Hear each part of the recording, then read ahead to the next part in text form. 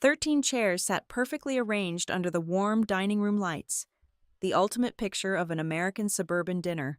None of the guests walking through my door knew that beneath each plate waited a specific piece of the truth, prepared exclusively for them. "Make it polished," my husband had demanded earlier. But the guest arriving the latest tonight was not coming for dessert. She was coming to end my marriage right at this very table. My name is Callie Everett. I am 38 years old, and on the morning of the 8th of March, all I wanted was a quiet house. I live in Richmond, Virginia, in a beautiful historic home that looks perfect from the street. The brick is neatly pointed, the magnolia tree in the front yard is perfectly pruned, and the windows are spotless. Inside, the story is much the same. I have spent the better part of the last decade making sure everything is pristine, functional, and flawless. But for the past few months, a bone-deep exhaustion had settled into my shoulders. It was a fatigue born not just from physical labor, but from the relentless, grinding weight of my marriage and the business my husband and I ostensibly shared. Today was supposed to be a brief reprieve. It was International Women's Day, a fact I noted with a hollow sort of irony as I stood alone in my kitchen, seeking comfort in the simple, solitary act of baking. The morning sun spilled across the quartz countertops, painting the room in a soft, golden glow. I was mixing brown butter cornbread batter. The rhythmic scrape of the wooden spoon against the ceramic bowl was the only sound in the house, a steady, soothing metronome. The smell of melting butter and toasted cornmeal rose in the air, offering a fleeting illusion of domestic peace. For a few minutes, I allowed myself to believe I was just a woman enjoying a quiet morning. Then, the sleek black rectangle of my phone vibrated against the counter, shattering the silence. I stopped stirring. The vibration felt violently loud. I wiped my hands on my apron, a sick, familiar dread already twisting in my stomach, and reached for the screen. It was a text message from my husband, Nolan Mercer. There was no good morning. There was no Happy Women's Day. There was certainly no thank you for the invisible labor I performed every single day to keep his life frictionless. There was only a directive, delivered with the cold precision of a manager delegating a task to a subordinate. "Dinner for 13 tonight. Make it polished. Arden is gluten-free. Reed wants bourbon on the table." I stared at the glowing letters until they blurred. 13 people. Tonight. I read the words again, letting the sheer audacity of the demand wash over me. He was giving me less than 10 hours of notice to plan, shop, prep, and execute a formal dinner party for 13 guests. But it was not the labor itself that froze the blood in my veins. It was the tone. Make it polished. He did not ask if I had plans. He did not ask if I was too tired. He simply issued a purchase order for my time, my energy, and my domestic skill, treating me exactly like a catering service that happened to live in his guest room. My eyes snagged on a specific word in his message and refused to move. Arden, Arden. I set the phone down and leaned my weight against the edge of the counter. The marble felt like ice through the thin fabric of my shirt. Arden was a name that had been bleeding into the edges of my life for months. At first, it was just a passing mention in a casual conversation about a new public relations consultant. Then, the name began appearing in the carbon copy lines of company emails. Recently, it had started colonizing the shared digital calendar I managed for Meridian Road Development Group, the firm Nolan and I had built from the ground up. Strategy lunch with Arden. Site walk with Arden. Now, Arden was coming to my house, and I was being ordered to accommodate her dietary restrictions, the casual intimacy of him knowing her dietary needs, and passing that information to me as a command felt like a slap. I looked around my kitchen. I looked at the gleaming appliances I had researched and purchased, the custom cabinets I had organized, the copper pots hanging in perfect alignment. I looked out the window at the patio I had swept just yesterday. I had maintained all of this. I had maintained him. I was the one who managed the company payroll, navigated the labyrinth of compliance forms, and balanced the contractor ledgers late into the night. I was the one who remembered his mother's birthday and kept his shirts pressed. Standing there in the sunlight, the illusion finally broke. I saw my life with brutal, agonizing clarity. I was no longer a wife. I was no longer a business partner. I had been demoted, slowly and silently, into the role of unpaid, invisible logistics. I was the backstage crew, expected to wear black and stay out of the spotlight so Nolan could shine. The phone vibrated a second time. Another text from Nolan. Do not make this complicated. Investors, board, community people, be ready by 7. I picked up the phone again. Do not make this complicated. The words were a lit match dropped into a pool of gasoline. My jaw clenched so hard my teeth ached. If there was one phrase that defined the suffocating architecture of our marriage, it was that one. Nolan wielded that sentence like a weapon. Whenever I asked for transparency regarding the company finances, he would sigh and tell me not to make things complicated. Whenever I expressed exhaustion or asked for a single weekend where we did not host potential investors, he would give me that disappointed look and ask why I always had to make things complicated. It was his ultimate trump card. It was designed to make my boundaries look like burdens, my valid questions look like hysterical nagging, and my basic human needs look like unnecessary drama. It was a mechanism of control, forcing me to swallow my objections and comply just to prove I was the cool, supportive wife he advertised me to be. He wanted a show. He wanted the perfect suburban wife serving the perfect meal to prove to his investors that he was a stable, visionary man. I wiped a stray smear of flour from the screen and navigated away from his messages. I opened the synchronized company calendar application. I needed to see exactly what this dinner was about. I scrolled to the 8th of March. There it was, blocked out from 7 o'clock to 10 o'clock at night. I tapped on the event to reveal the full title, Women's Pathway Launch Dinner. I stared at the screen, the air slowly leaving my lungs. A bitter, jagged laugh climbed up my throat, but I swallowed it down. A Women's Pathway Launch Dinner. Nolan was launching a community initiative ostensibly designed to empower and elevate women in business. And he was launching it tonight, in my dining room, surrounded by wealthy investors and board members.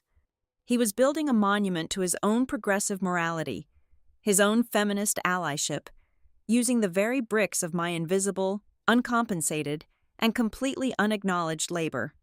He was going to stand at the head of my table, drinking the bourbon I procured, eating the food I cooked, in the house I cleaned, and give a speech about the importance of lifting women up. He would probably even smile at me, gesturing with his glass, and tell the room that he could not do it without his wonderful wife keeping the home fires burning. It was a breathtaking level of hypocrisy. It was a masterpiece of modern exploitation. I looked back down at the bowl of cornbread batter. The butter had cooled, the mixture settling into a thick golden paste. Everything in my life had been about making things palatable for Nolan, smoothing the rough edges, hiding the ugly financial realities of the business so he could pitch his grand visions, absorbing his stress so he could appear effortless, for years. I had convinced myself that this was simply what marriage was, a partnership of uneven burdens, where love meant quietly carrying the heavier load. I had told myself that my time in the sun would come once the company was stable, once the next funding round cleared, once the next project broke ground. I had traded my own voice for the promise of our shared future. But as I stood in the absolute stillness of my beautiful, empty kitchen, the final veil dropped. There was no shared future. There was only Nolan's future, built on the foundation of my erasure. Tonight was not just a dinner party. It was not just another grueling evening of catering to his ambitions while pretending to be nothing more than a happy hostess. The title on that calendar event was an insult, but it was also a profound awakening. I walked over to the sink and slowly, deliberately, washed the batter from my hands. The water ran cold over my wrists, shocking my system, clearing the last remnants of exhaustion from my mind. The tired, overwhelmed woman who had woken up this morning was gone. In her place, something cold and sharp was taking shape. I grabbed a dish towel and dried my hands, staring out at the manicured lawn. Nolan wanted a polished dinner for 13. He wanted me to be ready by 7. He wanted me to play my part flawlessly, so he could secure his funding and parade his shiny new consultant, Arden, in front of the board. He assumed I would fall into line, just as I always did, terrified of making things complicated. I walked back to the kitchen island, picked up my phone, and typed a single-word reply. Understood. I hit send. I did not include a smiley face. I did not ask what kind of bourbon Reed preferred. I simply acknowledged the order. I realized, with a startling, crystalline clarity, that tonight was the night I would stop being a ghost in my own life. If Nolan wanted to use this dinner to solidify my place in the shadows, I would use it to burn the entire stage to the ground. Tonight, I would not just serve the meal. I was going to establish the exact limit of my willingness to exist as a mere ghost, and I was already certain that my patience would expire the instant the final course ended.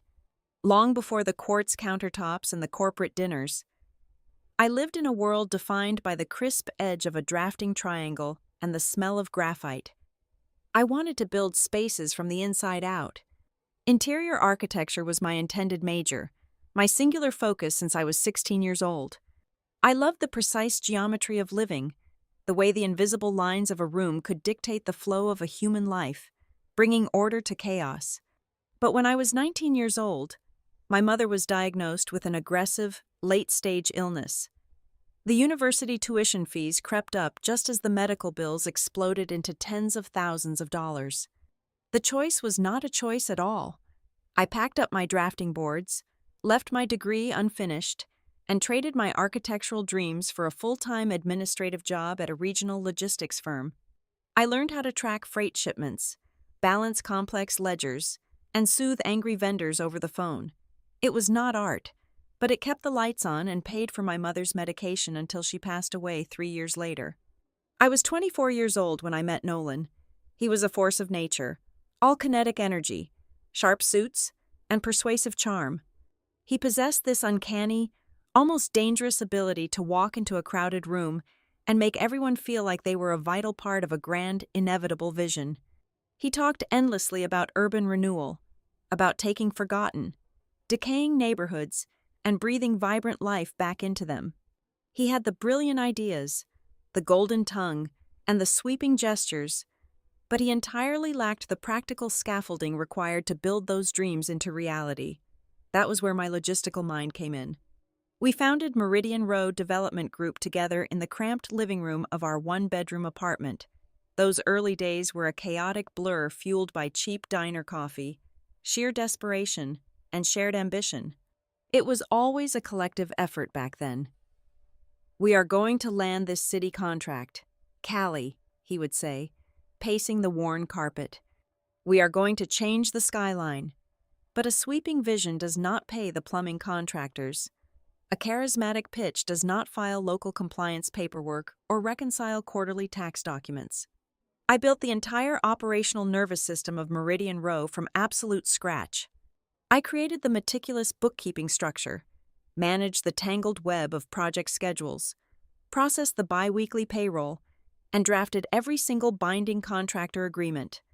When we desperately needed local government backing to secure our first major site, I was the one who spent 80 hours a week researching, writing, and submitting the dense community grant applications. I memorized obscure municipal zoning laws. I filled out endless, mind-numbing compliance forms. I was the invisible safety net, catching every single administrative error before it hit the ground and shattered our fragile company. When Nolan promised an angel investor a comprehensive financial projection by 8 in the morning, I was the one sitting at the dining table at 3 in the morning, eyes burning, hunting down a missing $4,000 in the spreadsheet, drinking stale coffee while he slept soundly in the bedroom. As the firm stabilized and grew, as the contracts expanded from thousands of dollars to millions of dollars, the language within our walls shifted. The inclusive we slowly evaporated, replaced by a booming, confident I. Nolan became the undisputed face of Meridian Row. He was the charismatic, highly sought-after guest on local business podcasts. He was the charming keynote speaker at high-ticket municipal fundraisers. He was featured in a glossy 6-page spread in a regional business magazine, hailed as a visionary entrepreneur transforming the community fabric. I actually framed that magazine article and hung it in our downtown office. I did not care, at least not initially, that my name was entirely absent from the text. I rationalized the omission. Marriage is a practical division of labor, I told myself repeatedly. He is the sail catching the public wind, and I am the heavy keel under the water, keeping the boat from flipping over. Not every crucial contribution requires the glare of the spotlight. However, the erasure did not stop at the business pages. It insidiously crept into our personal and social lives. As our tax bracket changed, so did the caliber of our social circle. We began attending upscale cocktail parties, charity galas, and private networking dinners. It was at these glittering events that the reality of my new, diminished position became agonizingly clear.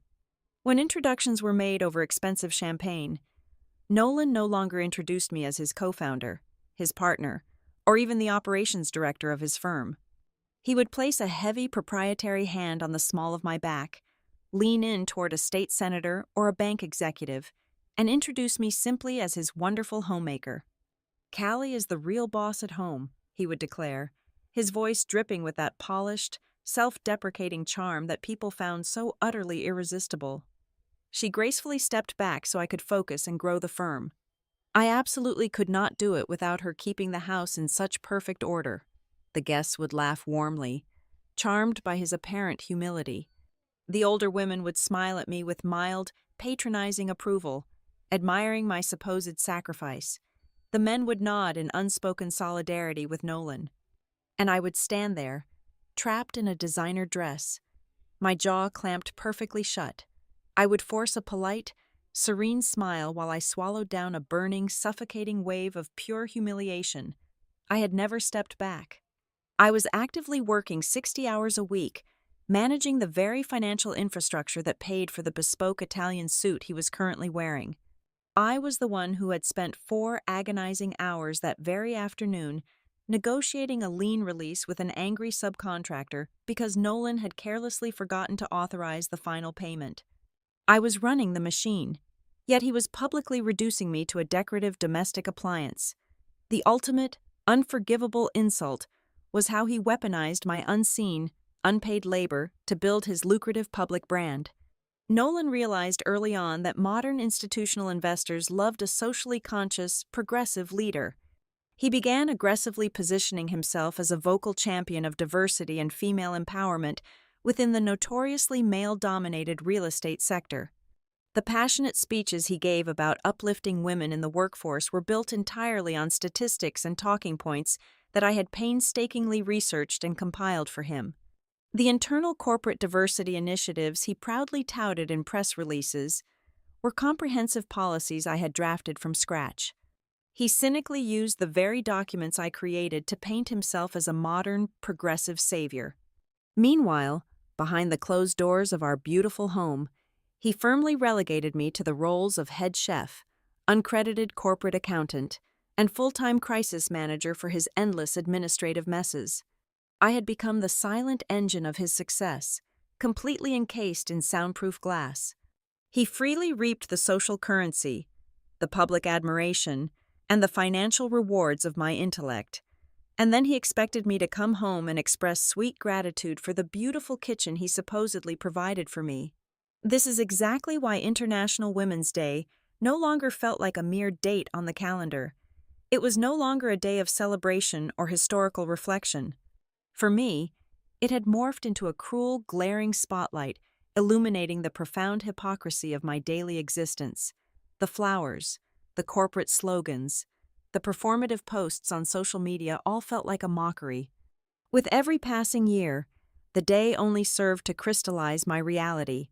It was the day the ghost finally looked in the mirror, traced the lines of her own exhaustion, and fully realized she had meticulously built the very cage that was suffocating her. It started a few months ago, not with a lipstick stain on a collar or a lingering trace of unfamiliar perfume, but with a quiet, glaring discrepancy in the third quarter general ledger. I was sitting alone in my home office late on a Thursday evening, methodically reconciling the accounts, when my eyes caught a cluster of peculiar disbursements. They were neatly categorized under a broad, ambiguous accounting code labeled community branding. The payee listed on every single one of these line items was an entity called A. Vale Advisory. I knew the operational anatomy of this business intimately. I knew every vendor, every subcontractor, every specialized consultant we employed, down to the company that supplied our printer toner. This particular name was entirely absent from our approved vendor master file. A cold, prickling sensation began to crawl up the back of my neck. I opened the digital archive and pulled the raw, original invoices associated with these payments. They belonged to Arden Vale, the newly retained image consultant Nolan had recently, and somewhat forcefully, brought into the fold to polish our corporate messaging and public relations. What immediately seized my attention, however, was not the vague, buzzword-heavy descriptions of the services she supposedly rendered. It was the billing address printed at the top of the letterhead. The address pointed directly to a high-end, luxury apartment complex situated right in the center of the downtown arts district. It was a premium property that Meridian Road Development Group absolutely did not lease, manage, or own. Furthermore, the mathematical structure of the billing was deeply unsettling. Any single company expense exceeding $5,000 required my direct, secondary authorization before the funds could be released. Arden's invoices were a masterclass in calculated evasion. They were consistently submitted for amounts like $4,950 or $4,820. They were deliberately, surgically fragmented to slide right beneath my internal approval threshold. This was not a clerical accident. Someone was actively and intelligently bypassing the rigorous financial safety protocols that I had spent years meticulously designing and implementing. I printed the suspicious sheets, the paper feeling heavy and toxic in my hands, and approached Nolan in his study later that evening. I kept my voice perfectly level, carefully aiming for the neutral tone of a diligent business partner simply doing routine maintenance. I laid the papers on his mahogany desk and pointed to the split invoices and the anomalous residential address. He did not even bother to look up from the glowing screen of his laptop. "It is just standard brand expenses for the expansion phase," he said, waving a hand in the air as if swatting away a bothersome insect. His voice was smooth, coated in that impenetrable layer of unearned confidence. "We are scaling up the operation. We need a fresh narrative. Do not turn a simple accounting quirk into a Greek tragedy." He dismissed me with the same casual flick of the wrist he used to dismiss an overcooked steak at a restaurant. I swallowed the rising unease, retreating to my own office, but the seed of profound distrust had been permanently planted in the soil of our marriage.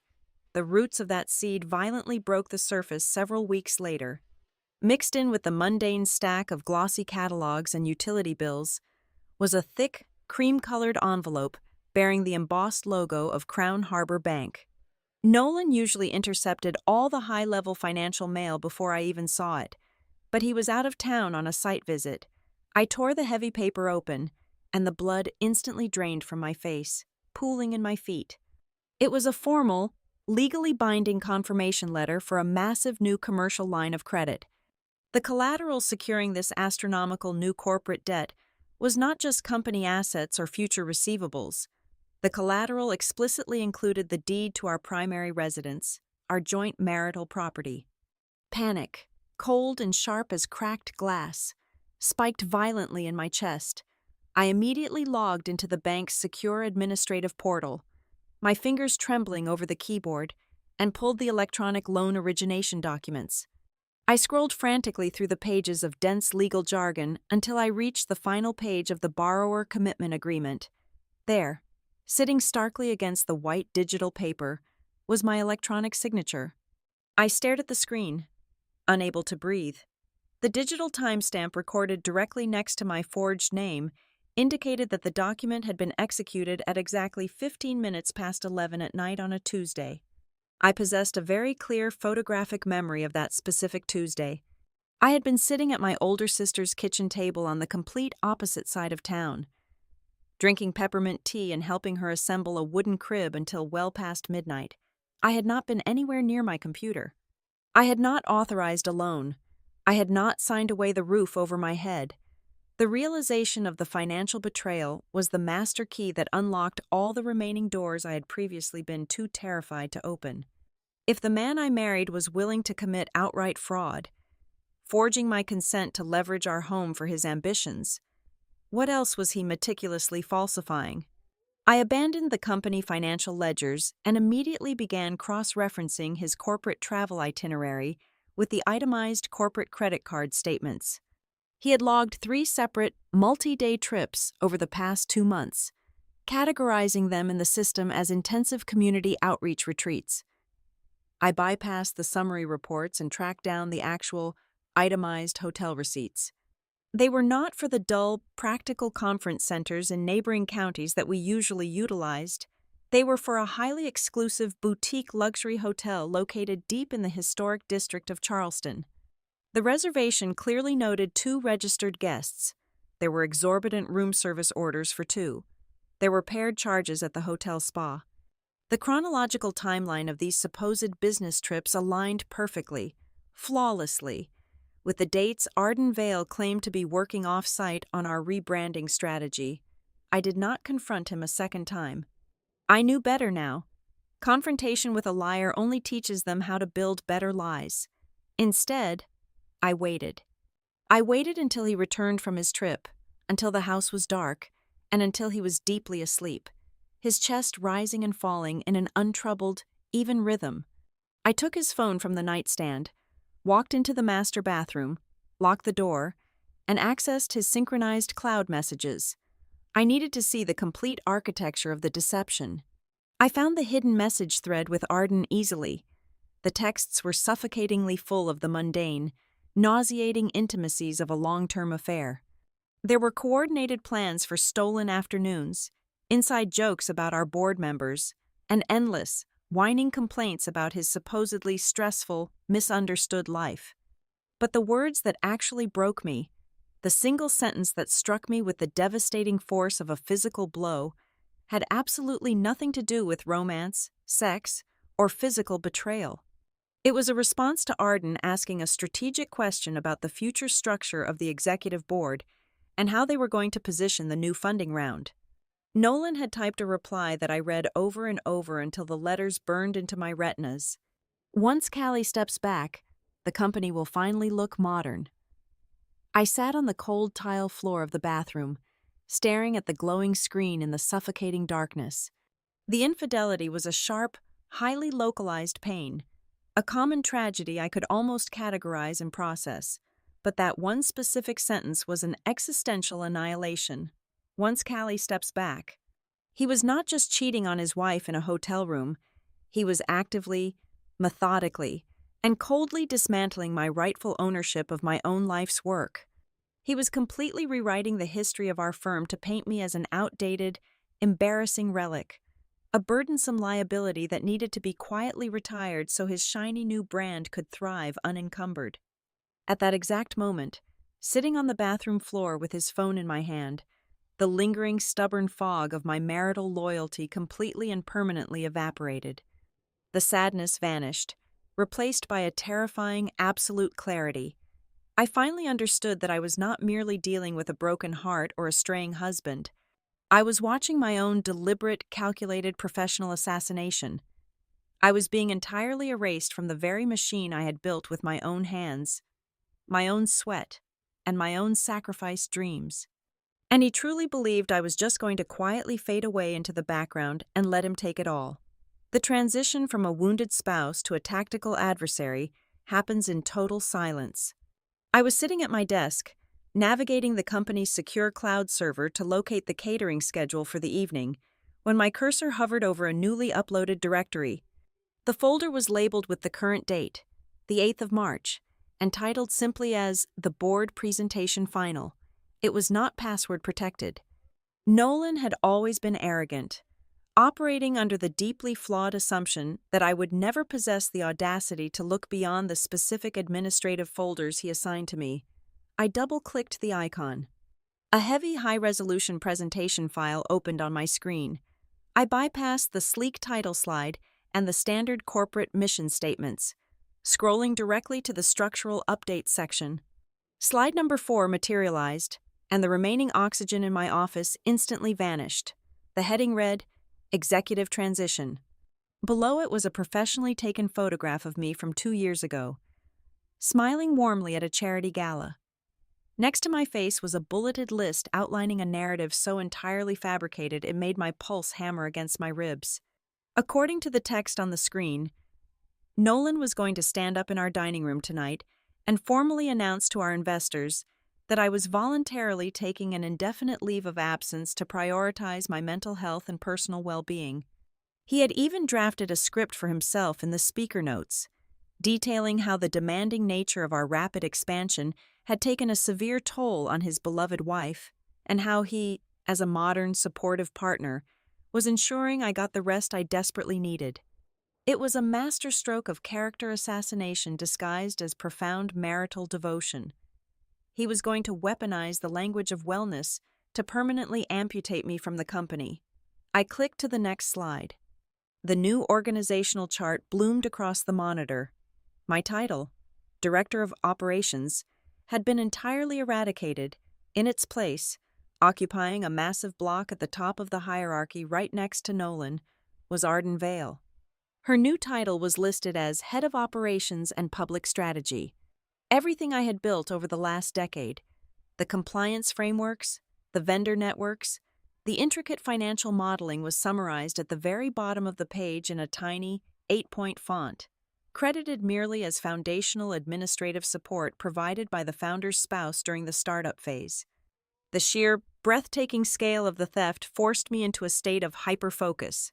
If he was lying this boldly about the personnel structure, the financial data he was about to present to Reed Holloway would be a catastrophic fiction.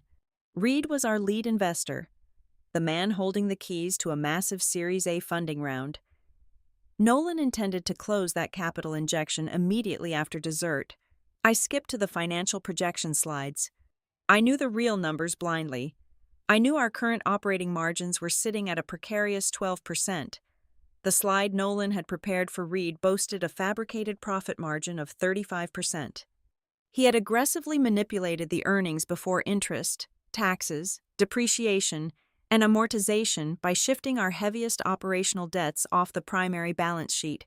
He was preparing to sell Reed Holloway a $2 million lie, but the most damning revelation was hidden in the final section of the presentation, detailing the launch of the Women's Pathway Fund. This was the supposed philanthropic centerpiece of the evening. The initiative was being marketed as a robust local grant program dedicated to supporting female entrepreneurs in the metropolitan area. The slides detailed an initial seed allocation of $250,000. I opened a separate window and bypassed the presentation, diving directly into the raw, unedited banking ledgers linked to the new community fund. It took me less than 20 minutes of tracing the digital routing numbers to uncover the reality. The Women's Pathway Fund was nothing more than an elaborate public relations shell game. The capital was not being held in an escrow account for grant distribution. Instead, the money was being systematically diverted through a series of newly registered, opaque holding companies. Those holding companies were entirely controlled by Nolan, and the funds were actively being used to quietly plug the massive cash flow deficits in his failing commercial properties across the river. He was using the optics of female empowerment to illegally float his own sinking assets. The true horror of the situation did not immediately register as anger. It registered as a profound, icy terror. If Nolan successfully pitched this presentation tonight, and if Reed Holloway transferred $2 million based on these fraudulent ledgers, investor fraud would be set in motion right in my dining room. And when the music inevitably stopped, when the shell companies collapsed and the auditors arrived, Nolan would simply point to the organizational chart. He would show them the paperwork. My name was the one printed on the state compliance registries. My digital signature, the one he had stolen, was anchored to the credit lines. My email address was the administrative contact for the tax filings. Nolan was not just staging a corporate coup to replace me with his mistress. He was meticulously positioning me as the primary legal liability. If the company went down for defrauding investors and misusing community grants, he would walk away playing the victim of his mentally unstable, incompetent wife who mismanaged the books while he was busy being a visionary. I would be the one facing the grand jury. I closed the laptop. My hands were perfectly steady. The paralyzing grief that had suffocated me for months burned away, leaving behind a sterile, highly operational coldness. I picked up my phone and dialed a number I had not called in nearly 3 years. Naomi Greer answered on the third ring. Naomi was a ruthless, brilliant commercial litigator. A decade ago, before Meridian Row ever existed, Naomi and I had sat next to each other in a freezing community college classroom, taking night courses in advanced corporate accounting. We had bonded over terrible coffee and a shared, unspoken understanding of how the world actually worked. "Callie," Naomi said, her voice crisp and entirely devoid of unnecessary pleasantries. "It is a Tuesday morning. You only call me on weekdays if someone is dead or someone is lying." "Someone is lying," I replied, my voice shockingly level, "and I am about to be the one legally crucified for it." I laid out the entire architecture of the situation. I did not cry. I did not mention the affair. I spoke purely in the language we had learned in that windowless classroom: diverted assets, fraudulent inducement, forged authorizations, and gross breaches of fiduciary duty. I explained the presentation, the doctored margins meant for Reed Holloway, and the weaponization of the community fund. I told her the timeline. I told her I had exactly 9 hours before the guests arrived. Naomi listened. She did not gasp, she did not interrupt, and she did not offer empty sympathy. The silence on her end of the line was the sound of a strategist mapping a battlefield. When I finished, she exhaled sharply. "Listen to me very carefully, Callie. Do not delete a single file. Do not alter any passwords. Do not pack a bag. And absolutely do not warn him. You need to preserve the exact digital environment as it exists right this second. Any aggressive move on the servers will be framed as you acting erratically." "I have the raw data," I said. "I have the real ledgers. I have the routing numbers for the shell companies. I have it all on an encrypted external drive." "Good," Naomi said. "You only extract what you have explicit documented legal authorization to access as a founding member. Do not hack into his personal accounts. We build the cage with his own business records." I looked out the window at the perfect, quiet street. The neighborhood was waking up, entirely oblivious to the fact that my life was a powder keg waiting to blow. "Naomi," I said, the plan finally solidifying in my mind with terrifying clarity. "If he plans to use tonight's dinner to erase me from the story, can I use that same dinner to serve the truth back?" The line was quiet for a long moment. I could hear the faint sound of Naomi tapping a pen against her desk. "Yes," Naomi finally answered, her tone carrying the heavy, lethal weight of a loaded weapon. "Yes, you can, if you tell it with documents, not with anger." The kitchen became a place of quiet precision. I tied the strings of my heavy linen apron behind my back, feeling the familiar grounding pull of the fabric across my shoulders. I was no longer cooking as an exhausted subordinate rushing to fulfill a last-minute catering order. I was meticulously building a stage. I was preparing the physical space for a reckoning, and I was going to do it without raising my voice a single decibel. Nolan typically demanded menus that projected a heavy, ostentatious kind of corporate masculinity. He liked massive, bloody cuts of beef, heavy cream reductions, and rich, predictable side dishes that made him look like a generous provider. I discarded his preferences entirely. I was taking control of the narrative, and that control began with the food. I started with the short ribs. I dragged the heavy marbled blocks of beef through a tray of seasoned flour, then dropped them into the blistering heat of a cast-iron Dutch oven. The sharp, aggressive hiss of searing fat instantly filled the room, sending a plume of savory smoke into the air vent. I turned the meat with a pair of heavy metal tongs, watching the crust turn a deep, caramelized mahogany. I poured in a full bottle of dry, earthy red wine, the dark liquid bubbling hard as it hit the hot iron. I tossed in whole sprigs of fresh thyme, dried bay leaves, and crushed cloves of garlic. The rich, intoxicating aroma of braising meat and wine wrapped around me, forming a thick, comforting blanket of scent. This was a dish of profound patience. It required hours of slow, steady heat in the oven. It demanded zero frantic, last-minute adjustments. That was the entire point. I needed time. I needed the physical act of cooking to run on an automatic, predictable track, so my mind could remain entirely free to calculate the remaining steps of the evening. I moved fluidly across the kitchen tiles to the next station. I whisked a generous block of sharp goat cheese into a simmering pot of polenta until the grains dissolved into a thick, velvety cream. I stood at the wooden cutting board, the chef's knife slicing rhythmically through vibrant orange segments and shaving crisp, pale green fennel for a bright, acidic salad. The sharp, clean smell of citrus oil sprayed across my hands, cutting cleanly through the heavy scent of the beef. I tossed handfuls of slender baby carrots in dark honey and cracked black pepper, spreading them evenly across a baking sheet so their edges would caramelize in the high heat.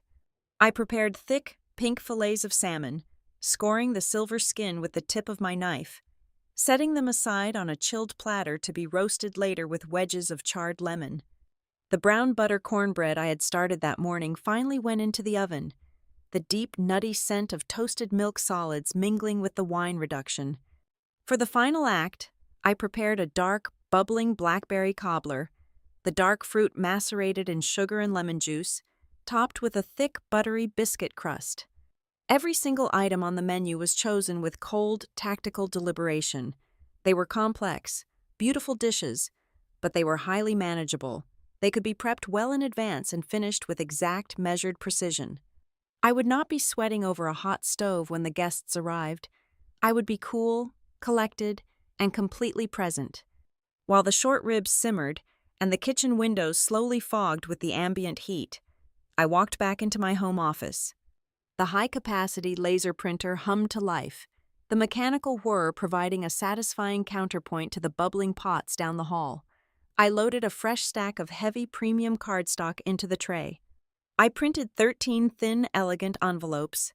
I sat at my desk, uncapped a fountain pen, and wrote a single name on the front of each envelope in my best, most fluid, and perfectly steady script. Into each envelope, I placed a carefully chosen piece of evidence. I tailored the contents exclusively to the recipient sitting at that exact spot, giving them only the pieces of the puzzle that directly impacted their own professional survival. For Reed Holloway, the man preparing to write a massive investment check, I slid in the genuine, unredacted contractor debt schedules and the actual, terrifying cash flow model that proved the company was actively bleeding money. For Martin, the conservative executive from the bank, I folded the digital access logs and the geolocation data, highlighting the physical impossibility of my authorizing signature on the new credit line. For Tessa Bloom, the formidable and notoriously strict chairwoman of our board, I prepared a side-by-side comparison of the executive meeting minutes. I showed her the original drafts and the final versions that had been quietly altered to erase my voting rights without board approval. I created a comprehensive, chronological timeline of events for Serena Doyle, the sharp-eyed local business journalist. I did not give her petty gossip. I gave her a verifiable pattern of corporate deception, knowing her professional instincts would immediately recognize a front-page scandal. Eva Moreno ran a struggling grassroots community organization on the south side of the city. She was attending tonight believing she was finally receiving a desperately needed grant. For her envelope, I printed the internal corporate email chains. The emails clearly proved her charity's name was being used merely as moral camouflage in our corporate grant applications, while the promised funds were actively being funneled into Nolan's failing side properties. Then came Arden's envelope. I did not give her proof of the romantic affair. She obviously already knew she was sleeping with my husband. Instead, I gave her a detailed financial reconciliation sheet. I highlighted multiple exorbitant, borderline fraudulent expenditures categorized under her specific consulting firm.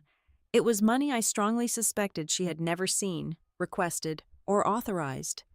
It was a precise, calculated spark designed to instantly incinerate any remaining trust in her alliance with Nolan. She was about to sit down at my table and realize she was not his equal partner. She was just his unwitting financial scapegoat. Before I took the stack of envelopes out of the office, I copied every single gigabyte of the extracted files, ledgers, and emails onto a secure, encrypted external hard drive. I placed the small black drive into a heavily padded mailer. I walked to the back door, opening it to the crisp afternoon air, and handed the package to a bonded private courier I had summoned an hour prior. I paid him in cash and instructed him to deliver it directly into the hands of Naomi Greer at her law firm downtown. Only when my phone buzzed with the secure delivery confirmation text did I carry the stack of 13 envelopes into the formal dining room. The dining table was a long, beautiful expanse of polished dark walnut. I set the fine bone china, the heavy crystal water glasses, and the polished silver flatware with slow, deliberate precision. The room was perfectly silent, holding its breath in anticipation. Beneath every single dinner plate, completely hidden from view by the pristine white porcelain, I slipped an envelope. I walked to the head of the table where Nolan would sit, ensuring his setting was flawless. Then I walked to the opposite end. Nolan's master guest list indicated 12 confirmed attendees and 1+1 to be determined. I smiled. It was a genuine, completely relaxed smile that reached all the way to my eyes. I arranged the final place setting. I placed the 13th chair at the very end of the long table, directly in my line of sight. I set the crystal, the silver, and the china plate.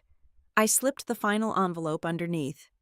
I left that beautiful, velvet-upholstered chair completely empty, reserving it for the one specific person Nolan would absolutely never want to see walking through our front door just as the blackberry cobbler was being served. The doorbell chimed at exactly 7 o'clock.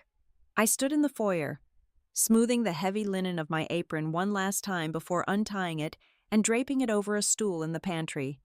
I stepped into the entryway, wearing a tailored navy silk dress that acted as my armor for the evening.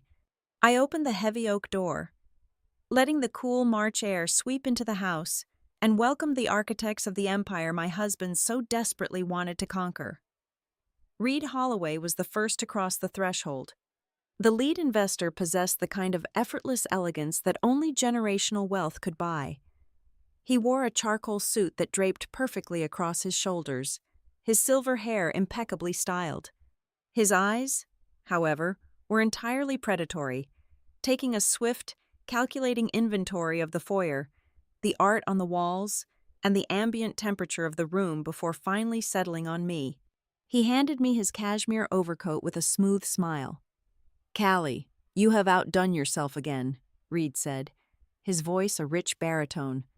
"The house smells absolutely incredible. Nolan is a remarkably lucky man to have someone keeping everything running so smoothly behind the scenes." "Thank you, Reed," I replied, my voice perfectly modulated, a practiced blend of warmth and deference. "Please, make yourself comfortable. There is bourbon waiting on the side table." Tessa Bloom arrived moments later, accompanied by the quiet, observant Martin Keller from the bank. Tessa, the formidable chairwoman of our board, moved with a rigid, cautious posture. She surveyed the space as if searching for structural flaws. Martin hovered near her elbow, speaking little, his eyes darting toward the architectural details of the ceiling. They both offered polite, bloodless greetings, praising the floral arrangements and the ambient lighting. They treated me exactly as Nolan had conditioned them to treat me, as the highly competent domestic manager of his personal life, utterly divorced from the operational reality of the firm. Then came Serena Doyle, the sharp-featured local journalist who hosted the region's most popular business podcast. Serena did not glide into the room. She analyzed it. She possessed the hyper-vigilant gaze of a woman who made her living dissecting the fabricated narratives of wealthy men. While the others politely accepted their drinks and settled into comfortable clusters, Serena lingered near the archway of the dining room. She noted the severe precision of the table setting, the deliberate placement of the crystal, and the chillingly calm demeanor I maintained. Serena knew instinctively that a dinner party with this specific guest list was never just a social gathering, and her eyes narrowed slightly as she watched me pour a glass of sparkling water. Eva Moreno and Paula Wynne arrived together, representing the philanthropic alibi of the evening. Eva looked slightly overwhelmed by the sheer opulence of the house, her hands tightly clutching a worn leather tote bag, her face glowing with the naive hope of finally securing the community grant she desperately needed. Paula, the seasoned fund representative, wore a practiced smile, ready to applaud Nolan's progressive vision. By 20 minutes past 7, the living room was humming with the low, steady murmur of affluent conversation. The ice clinked against expensive crystal. The air grew thick with the scent of expensive cologne, roasted meat from the kitchen, and the intoxicating, dangerous aroma of concentrated social power. The only person missing was the host. The heavy front door swung open at exactly 7:30. Nolan strode into the foyer, vibrating with that manufactured, breathless urgency he always deployed to signal his own importance. He wanted the room to feel his absence, so they would properly revere his arrival. He was wearing his favorite tailored suit, his hair slightly tousled to suggest he had just rushed from a highly consequential negotiation.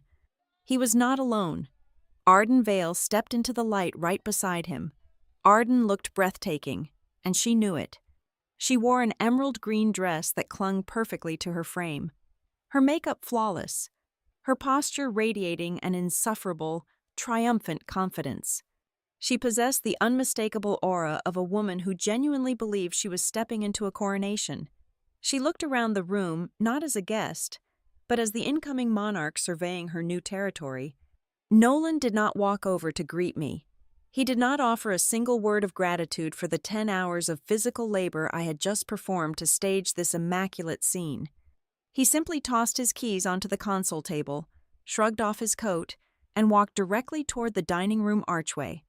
He stood there for a moment, his hands on his hips, his eyes sweeping over the polished walnut table, the gleaming silver, the pristine white porcelain, and the 13 meticulously arranged chairs. He was auditing my work. "Perfect," Nolan announced to the room, his voice booming with proprietary pride. "Absolutely perfect setup. Let us get everyone a fresh drink." He finally turned toward me, flashing that brilliant, hollow smile he reserved for the cameras. As he reached out to clap Reed on the shoulder, his jacket sleeve rode up his forearm just an inch. My breath caught in my throat, freezing my lungs. Peeking out from beneath his starched white cuff was a braided leather wristband. It was a distinctive, handcrafted accessory. I recognized it instantly. It was the exact complimentary guest wristband given to VIP patrons at the boutique luxury hotel in Charleston. The very same hotel where he had billed the company for his romantic weekend with Arden under the guise of a community outreach retreat. He was wearing the physical proof of his infidelity and his financial fraud right here in our home, mingling with the very people he was actively defrauding. The sheer, breathtaking vulgarity of the detail made the entire room feel suddenly grotesque. It was a tiny, careless error born of absolute arrogance. He believed he was completely untouchable. "Shall we take our seats?" Nolan suggested loudly, clapping his hands together. "Callie has prepared a wonderful menu for us, and we have quite a bit of ground to cover tonight." The guests began to migrate toward the dining room, the rustle of silk and the soft thud of leather shoes filling the space. They found their beautifully lettered place cards. Reed sat to Nolan's immediate right. Tessa took the seat to his left. Arden was positioned near the center of the table, a strategic placement that allowed her to hold court. I stood quietly near the kitchen door, watching them settle into the trap. As Martin pulled out his chair, he paused, his brow furrowing slightly. He pointed toward the far end of the long table, directly opposite Nolan. "Nolan," Martin said, his voice quiet but carrying easily in the hushed room. "It appears we have an extra setting. Are we expecting another addition to the board?" The entire table turned to look at the beautifully appointed, empty 13th chair. The polished silver gleamed under the warm chandelier light. Nolan frowned, clearly confused. He had not bothered to review the guest list in detail, assuming I would simply execute his vague directives. He quickly recovered his composure, offering a dismissive wave of his hand.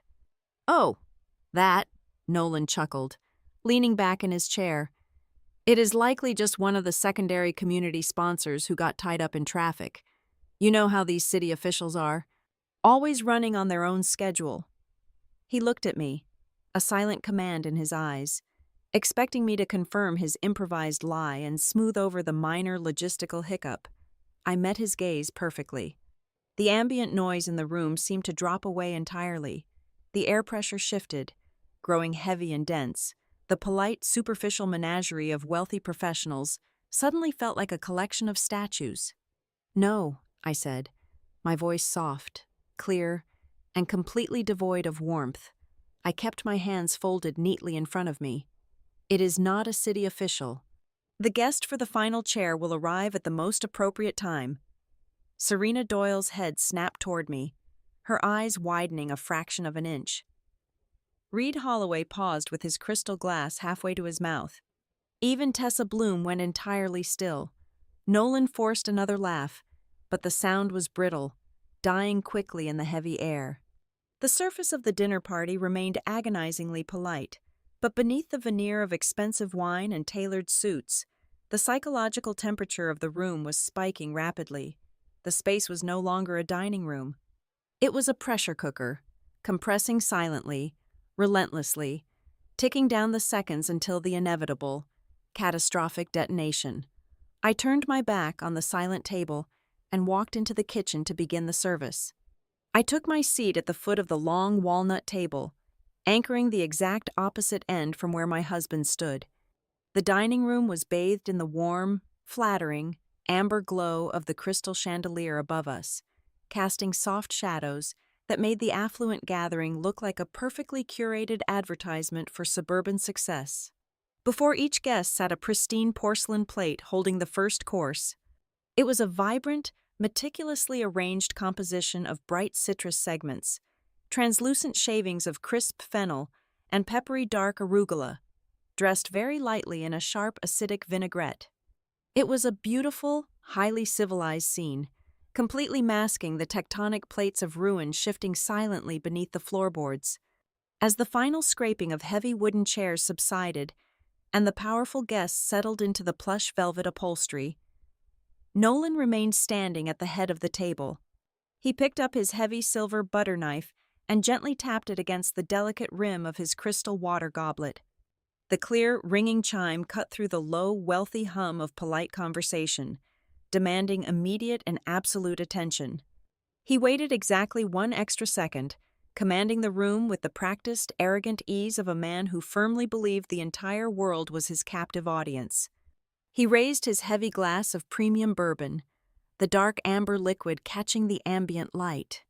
"If I may have your undivided attention for just a moment," Nolan began, his voice dropping into that rich, deeply persuasive cadence he exclusively utilized for keynote addresses and high-stakes television interviews.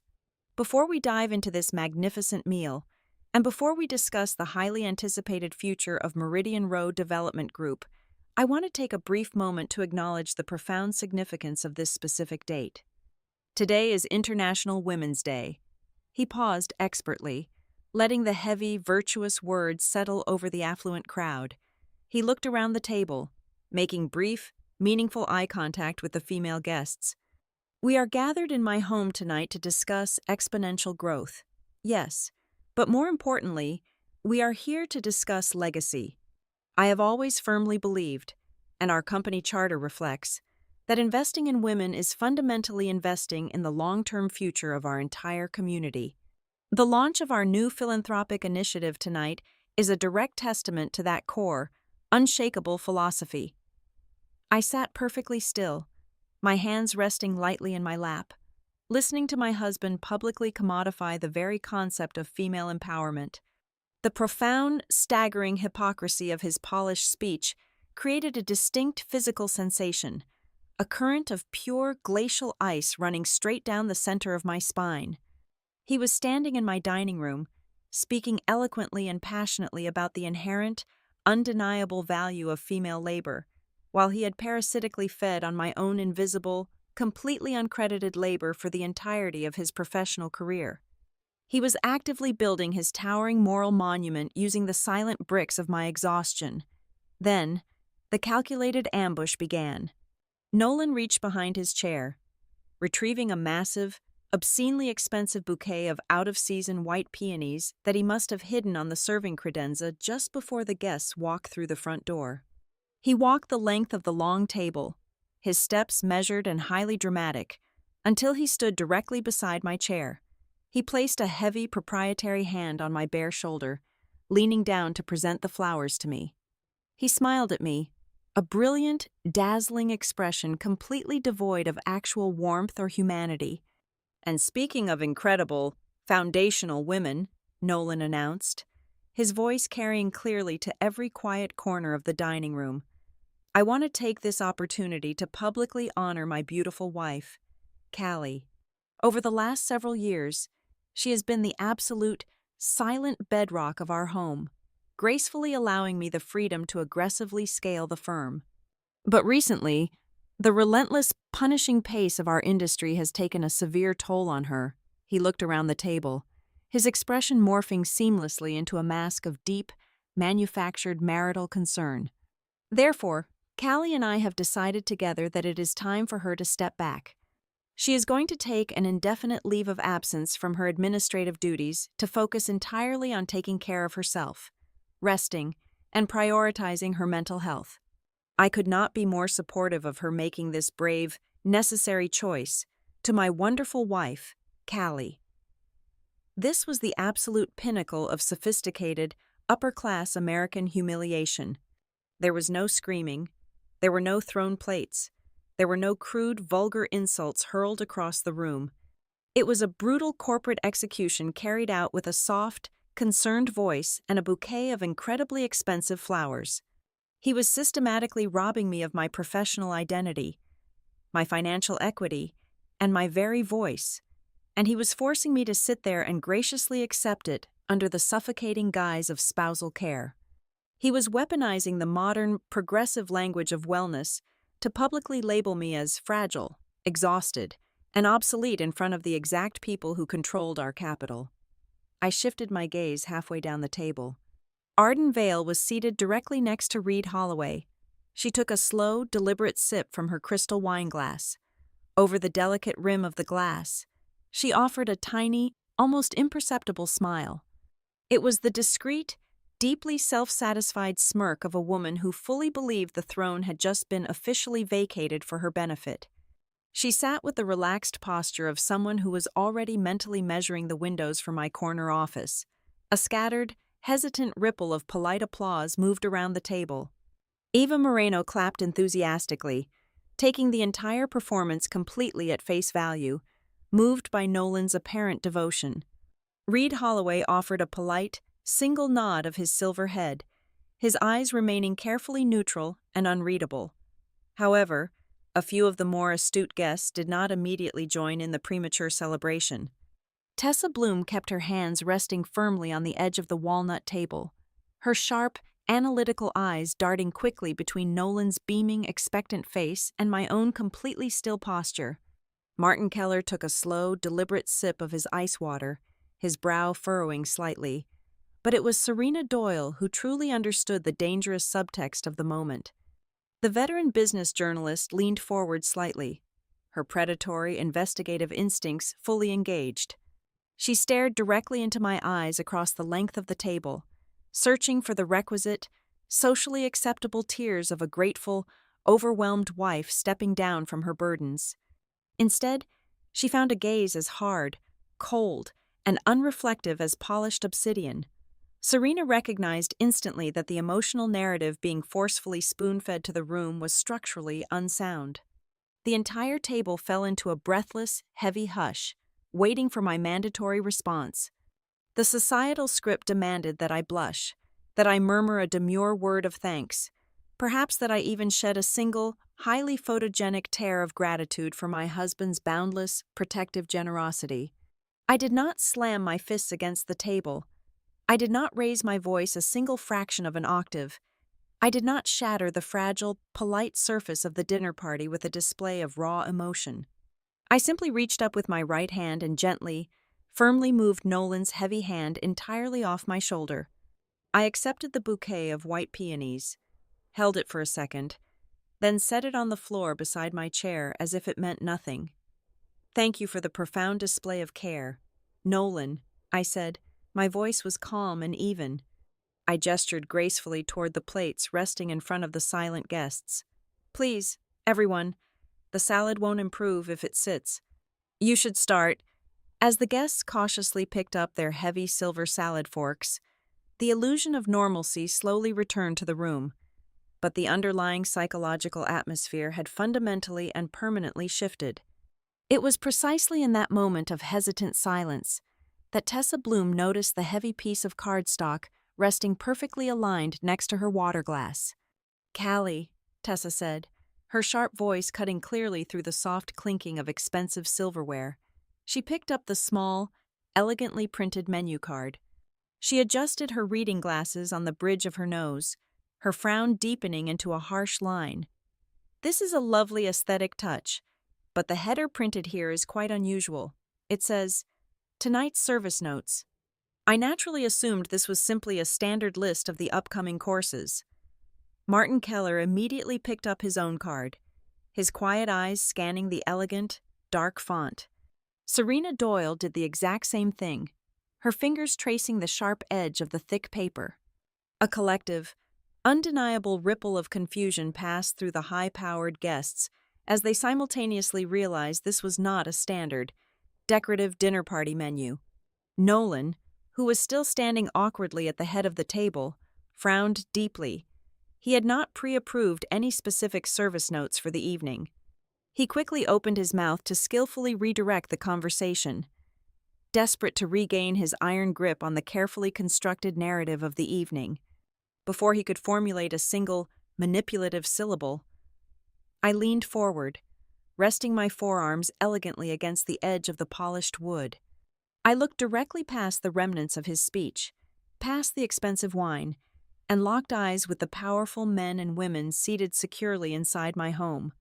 "Nolan is absolutely right about one specific thing tonight," I said, my tone completely devoid of anger, yet undeniably sharp enough to draw blood. "On a day like today, I think women should be allowed to speak for themselves about what they have actually built." I wheeled the heavy brass serving cart into the dining room, the wheels gliding silently over the expensive Persian rug. The air in the room was suffocatingly thick, the polite conversations having withered into an uncomfortable, strained silence following my refusal to play the grateful, retiring wife. I began to distribute the main course. I placed the heated porcelain plates before each guest with practiced mechanical precision. The aromas were rich and undeniable. The dark, heavily reduced red wine sauce clung to the braised beef. The charred lemon offered a sharp, bright contrast to the roasted salmon, and the goat cheese polenta steamed gently in the ambient light. Under normal circumstances, this would be the exact moment the host reclaimed the rhythm of the evening, using the excellent food to smooth over any prior social turbulence. Nolan desperately attempted to do exactly that. He picked up his silver fork, pasting his signature, indestructible smile back onto his handsome face. "Well, this looks absolutely incredible," Nolan announced, his voice just a fraction too loud, ringing with a manufactured, hearty warmth. He looked toward Reed Holloway. "As we transition into the main course, Reed, I would love to circle back to our earlier discussion regarding the third quarter expansion strategy and how the new capital injection will allow us to immediately dominate the commercial waterfront sector." He was trying to force the train back onto the tracks. He was pretending the previous 10 minutes had simply not occurred. I stood at my place at the foot of the table, resting my hands lightly on the high back of my velvet chair. I did not sit down. "Before anyone takes their first bite," I said, my voice effortlessly slicing through Nolan's booming corporate rhetoric, I kept my tone perfectly conversational, devoid of any histrionics or rage. "I mentioned earlier that women should be allowed to speak for themselves. Since Nolan was so eager to share his carefully curated version of our company's future, I have prepared a specific, highly personalized accompaniment for this main course to share mine. I invite each of you to lift your dinner plates. A profound, absolute stillness descended upon the dining room. No one reached for their silverware. No one took a sip of their expensive wine.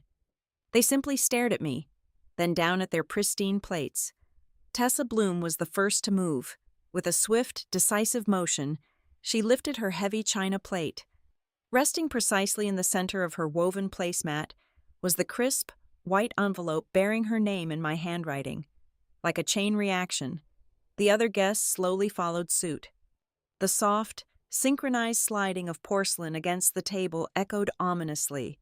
12 envelopes were revealed. The 13th remained safely tucked under the empty setting at the far end of the room. "Please," I instructed gently, "open them." The sharp sound of tearing paper suddenly filled the dining room, a frantic, highly destructive symphony replacing the polite clinking of dinnerware. I watched the room detonate in absolute, glorious slow motion. Reed Holloway slid his thumb under the flap of his envelope and extracted the single sheet of paper. He was a veteran predator in the financial sector, a man who read balance sheets the way other men read the morning news. It took his experienced eyes less than 10 seconds to process the unredacted contractor debt schedules and the authentic, heavily bleeding cash flow model I had provided him. The relaxed, expansive posture of a wealthy investor evaporated instantly. His spine snapped rigidly straight. The fabricated 35% profit margin Nolan had continuously pitched to him was exposed as a desperate, hollow lie. Reed was looking directly at the undeniable proof that Meridian Row was not a booming enterprise, ready for a $2 million Series A funding round. It was a sinking ship desperately trying to bail water with new investor cash. He slowly lowered the paper to the table, his predatory eyes fixing on Nolan with an expression of pure, unadulterated financial rage. 2 seats down, Martin Keller from the bank had gone completely pale. He was staring at the comprehensive digital audit logs attached to the new commercial credit line documents. He saw my supposed electronic signature on the spousal guarantee, but more importantly, he saw the undeniable geolocation data and the late-night timestamp proving the authorization was highly anomalous, likely forged, and legally radioactive. The terrifying realization that his conservative financial institution was currently holding millions of dollars in compromised collateral based on a fraudulent authorization made a visible pulse hammer violently at his temple. Tessa Bloom did not look angry. She looked lethal. She adjusted her reading glasses, her eyes darting back and forth between the 2 distinct versions of the executive board meeting minutes from the 14th of October last year. The original draft clearly delineated my foundational ownership stake. The officially filed version, the one she was currently holding in her left hand, had those exact clauses surgically removed without a formal board vote. She was the chairwoman of a company that had just been caught actively defrauding one of its own founders, Paula Wynne. The seasoned representative from the Philanthropic Grant Fund let out a sharp, involuntary gasp. Her envelope contained a damning side-by-side comparison. On the left were the glowing, heavily edited photographs of the community outreach events Nolan had submitted to her committee to secure funding. On the right were the unedited, raw images proving the events were entirely staged, complete with duplicate sign-in sheets showing a mere 12 attendees instead of the reported 200. She was holding hard evidence of grant fraud. Directly across from Paula, Eva Moreno sat completely paralyzed. She was staring at the printed internal email threads I had extracted from the secure server. She read the exact clinical words where Nolan coldly referred to her struggling. Grassroots organization as a highly convenient moral shield. The emails detailed how the $250,000 supposedly earmarked to save her neighborhood center was actively being routed through secondary holding companies to plug the massive cash flow holes in his failing commercial real estate ventures. Tears of profound betrayal and humiliation welled in her eyes, her hands trembling so violently the paper rattled against the wood. Serena Doyle did not look shocked. The veteran journalist looked utterly thrilled. She was reading the master chronological timeline I had compiled. She saw the exact dates of the extravagant boutique hotel stays in Charleston perfectly aligning, day for day, with the aggressive corporate push for the new female empowerment branding initiative. The affair was no longer a sad, private marital grievance. By inextricably linking his infidelity to the misappropriation of a public community fund, I had handed her a massive, front-page corporate scandal on a silver platter. But the most spectacular reaction belonged to Arden Vale. Arden had torn her envelope open with a look of supreme, annoyed confidence, undoubtedly expecting to find a petty, jealous letter from a scorned, hysterical wife. Instead, she unfolded a highly detailed, itemized ledger of financial disbursements made directly to her consulting firm. The totals were wildly, astronomically inflated. There were payments for tens of thousands of dollars that she had never invoiced, approved, or received. I watched the exact moment her arrogant illusion of power entirely shattered. The color drained completely from her flawless face. Her lips parted in silent horror. She realized, with crushing, undeniable clarity, that she was never intended to be the powerful new co-founder of a rising empire. She had been meticulously groomed to be the perfect, unwitting scapegoat. When the federal auditors inevitably arrived to investigate the missing grant money and the doctored invoices, her name was plastered all over the fraudulent financial disbursements. Nolan had not elevated her. He had framed her. The heavy, unbearable silence in the room was finally broken by the sound of a chair scraping violently against the hardwood floor. Nolan sprang to his feet. His face flushed a dark, dangerous crimson. The smooth, charismatic visionary had vanished completely, replaced by a cornered, panicked animal. He threw his napkin onto his plate, knocking over his crystal water glass in his haste. "This is completely absurd," Nolan shouted, his voice cracking slightly, desperately trying to project authority over the shattered room. He pointed a shaking finger at the papers scattered across the table. "Do not look at those. These are entirely unverified. Draft documents taken completely out of context. My wife is clearly suffering from a severe emotional breakdown, just as I explained earlier. She is lashing out with fabricated data because she is deeply unwell." He looked around the table, his eyes pleading with the wealthy investors and board members to buy into his final desperate lie. He wanted them to dismiss the hard evidence in their hands as the hysterical ramblings of a jealous woman. I did not raise my voice. I did not move from my position at the foot of the table. I simply looked at him, my expression radiating an absolute freezing calm that caused the ambient temperature in the room to plummet. "They are not drafts. Nolan," I said, my words dropping into the chaotic room like heavy, solid stones. "And they are not fabricated. Every single piece of paper these people are currently holding was pulled directly from the internal operating system that I meticulously manage. It is the exact same system you are using right now to ask these people for $2 million. The dining room was no longer a place of celebration. It had mutated into a tribunal. The exquisite scent of the braised beef and the red wine reduction now hung in the air like a thick, nauseating fog, entirely ignored. Every single person at the table had ceased to look at Nolan as their charismatic host, their visionary leader, or their generous benefactor. They were looking at him as a massive, radioactive liability.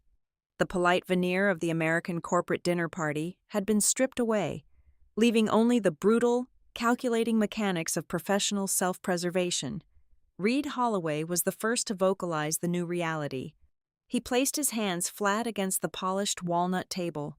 The effortless, wealthy charm he had carried into my home was completely gone. His eyes were flat and predatory. "Nolan," Reed said, his voice dropping into a deadly quiet register that commanded the absolute silence of the room. "If even 10% of these debt schedules are accurate, the Series A funding round is officially suspended. Not tomorrow morning, right this very second. I have a strict fiduciary duty to my limited partners. Nobody pours $2 million into a corporate structure that is actively concealing millions in contractor liabilities and intentionally manipulating operating margins. You brought me into your home tonight to sell me a fraudulent enterprise." Nolan opened his mouth, his face draining of color, desperate to deploy his usual charismatic spin. But Martin Keller did not give him the oxygen. The banker did not raise his voice, yet the sheer bureaucratic weight behind his words was far more terrifying than any shouting match. Crown Harbor Bank does not operate on venture capital risks, Martin stated, his tone as cold and precise as a scalpel. He carefully tapped the stack of digital access logs sitting in front of him. If there is any credible indication that the primary spousal guarantee securing this debt was executed through fraudulent digital authorization, the bank will immediately freeze the entire commercial line of credit. Furthermore, every upcoming disbursement request will be halted pending a full fraud review. If you forged your wife's signature to leverage this property, you have committed wire fraud. The word fraud hung over the table, heavy and undeniable.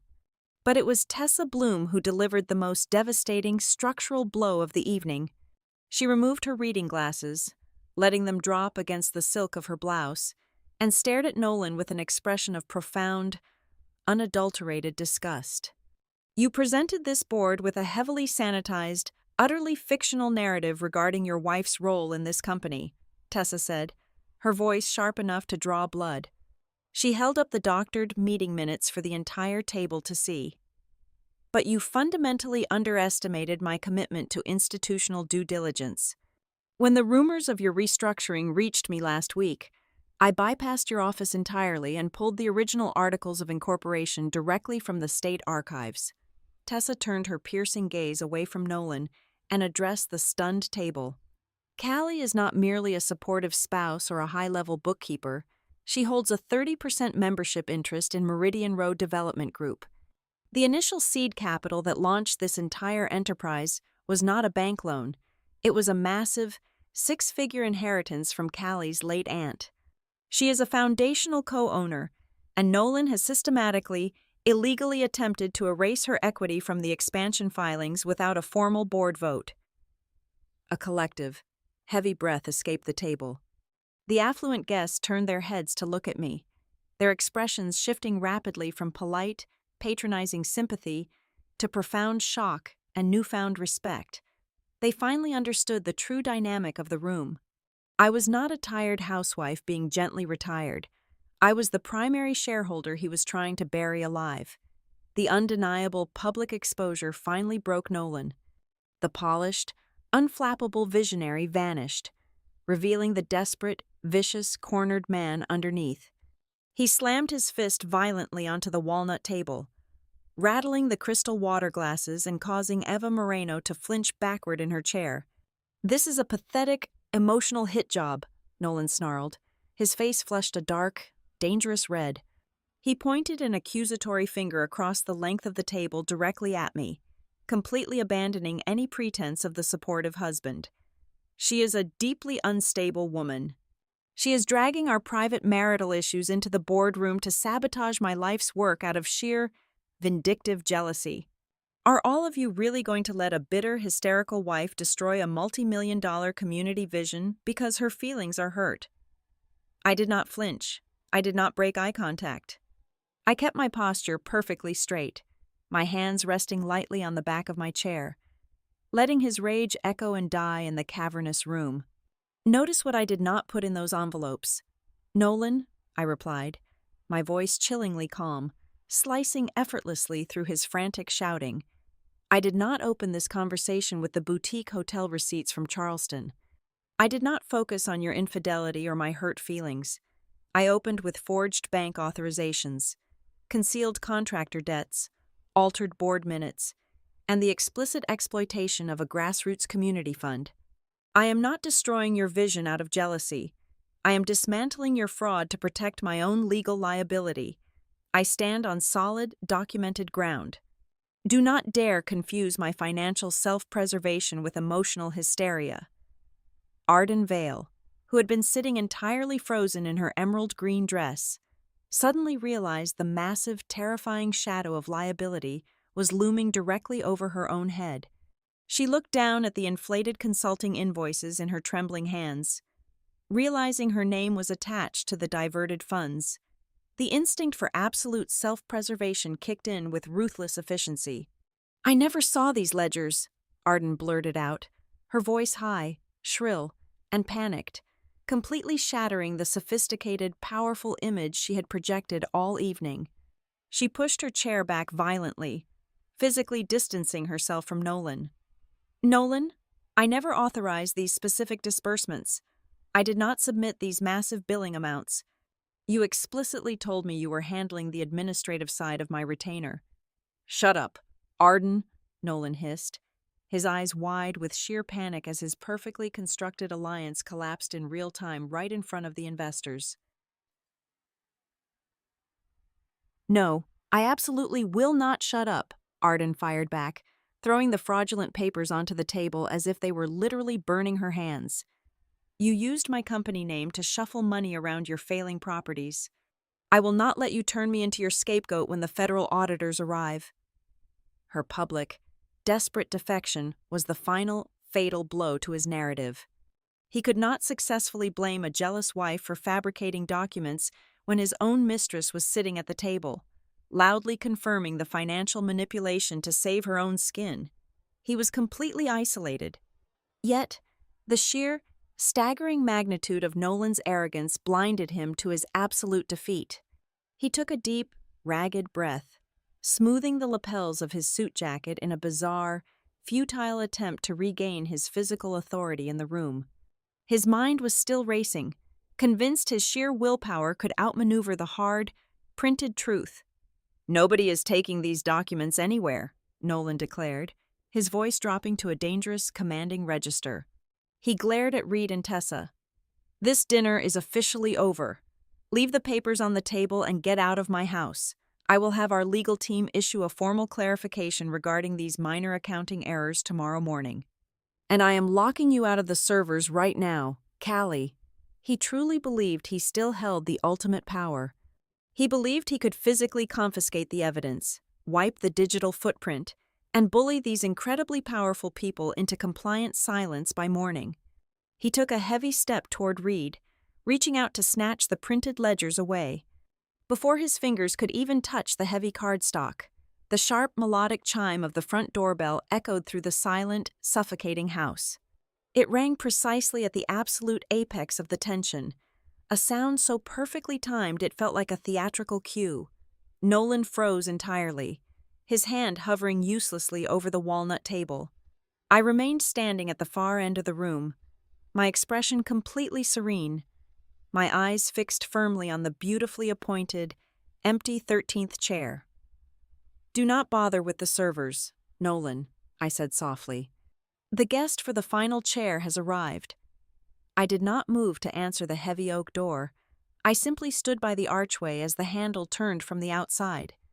I had deliberately left the deadbolt unlocked. The sharp, rhythmic click of professional heels echoed loudly against the hardwood floor of the foyer. A stark contrast to the suffocating, panicked silence radiating from the dining room table. Naomi Greer stepped into the light of the chandelier. She was wearing a perfectly tailored charcoal gray suit, carrying a thick, battered leather briefcase that had seen the inside of 100 corporate courtrooms. She did not possess the hesitant, polite demeanor of a guest arriving late for a social engagement. She possessed the cold, undeniable gravity of an executioner arriving exactly on time for a scheduled appointment. Naomi walked straight past the frozen, wealthy guests. She did not offer a polite smile or a word of greeting to the powerful investors or the frightened board members. She walked directly to the far end of the long walnut table and took her seat in the beautifully appointed, empty 13th chair. I turned my back on the stunned room and walked seamlessly into the kitchen. I retrieved the heavy ceramic baking dish from the warming oven. The blackberry cobbler was bubbling at the edges, the deep purple juices seeping through the golden, buttery biscuit crust. I carried it back into the dining room, the rich, sweet aroma of toasted sugar and dark fruit cutting sharply through the bitter, toxic tension of the air. I placed the hot dessert directly in the center of the table. At the exact same second, the ceramic dish touched the polished wood. Naomi snapped the heavy brass locks of her briefcase open. The metallic sound echoed like a gunshot. She reached inside and pulled out a thick, heavily tabbed stack of legal documents. With a swift, practiced motion, She slid the heavy file firmly down the center of the table until it stopped directly in front of my husband's empty dinner plate. Nolan stared blindly at the thick stack of crisp white paper. The color had entirely abandoned his face. "What exactly is this?" he demanded, his voice thin and trembling. The booming corporate bravado entirely evaporated. "Nolan," Naomi said, her tone carrying the absolute, freezing authority of the law. "You asked your wife for a polished dinner tonight. She delivered. You have been served." Naomi did not wait for his response. She leaned forward, resting her hands on the table, and began to outline the contents of the file with brutal, surgical precision. She listed the divorce petition. She detailed the emergency order preserving all corporate digital evidence. She explained the notice barring any transfer or dissipation of marital assets or company funds. Finally, she outlined the demand for immediate access to the company ledgers under my ownership rights. The double meaning of the word hung heavily in the room. Nolan had genuinely believed I was merely serving a beautiful dinner to stroke his ego. He had no idea the only thing I was truly serving that night was the unvarnished truth. My rightful corporate ownership and ironclad legal consequences. The spell binding the room finally broke, replaced by the chaotic, urgent energy of powerful people scrambling for absolute self-preservation. Tessa Bloom stood up, her chair scraping loudly against the floor. She did not yell, but her voice carried the lethal weight of a corporate guillotine. "Nolan, as of this exact moment, I am convening an emergency meeting of the Executive Board. You are completely and officially stripped of all operational authority and representative rights until a comprehensive, independent forensic audit is concluded. Do not dare attempt to contact any of our limited partners or access the company servers." Martin Keller closed his briefcase with a definitive snap. He adjusted his tie, looking at Nolan with deep institutional disgust. "Crown Harbor Bank will be officially flagging every single account associated with your name and your corporate entities at 9 o'clock tomorrow morning. Any attempt to move capital or draw on that credit line will trigger an immediate fraud review." Reed Holloway did not even bother to offer a parting word to the man who had tried to defraud him out of $2 million. The wealthy investor simply stood up, buttoned his luxurious cashmere coat, and gave me a single, deeply respectful nod. He walked out the front door looking exactly like a man who had just narrowly dodged a catastrophic financial collapse. Paula Wynne gathered her belongings, quietly but firmly informing the room that all philanthropic grant disbursements were permanently frozen. Serena Doyle slipped her investigative notebook into her coat pocket, her eyes gleaming with the undeniable thrill of a career-defining exposé. She possessed the raw, undeniable data now. She walked out into the night carrying a story that Nolan could never possibly suppress with a charming smile or a fabricated press release. Then, there was Arden. The illusion of her grand, powerful future had shattered entirely, leaving her exposed to massive legal liability. She stood up, pulling her phone from her designer clutch. She completely ignored Nolan's desperate, pleading gaze. Instead, she walked directly over to the far end of the table and stood beside Naomi. "I am forwarding every single original invoice, every emailed financial directive, and all of my unedited correspondence to your law firm right now," Arden said, her voice shaking violently but her intentions absolutely clear. She pressed the screen of her phone, sending the digital files. "I will not let him use my name to hide his fraud. I am cutting the cord right now." She turned on her heel and practically ran out the front door, slamming it shut behind her. The heavy oak door closed for the final time, leaving a devastating, hollow silence in its wake. Nolan remained standing at the head of the table.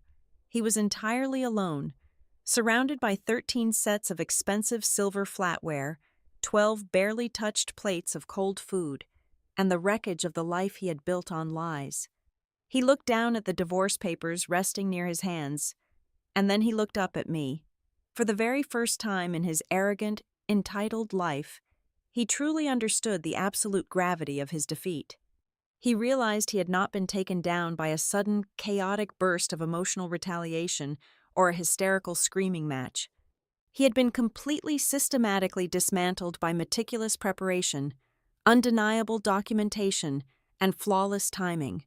6 months later, the spring sun was shining brightly through the massive, arched windows of a commercial loft downtown.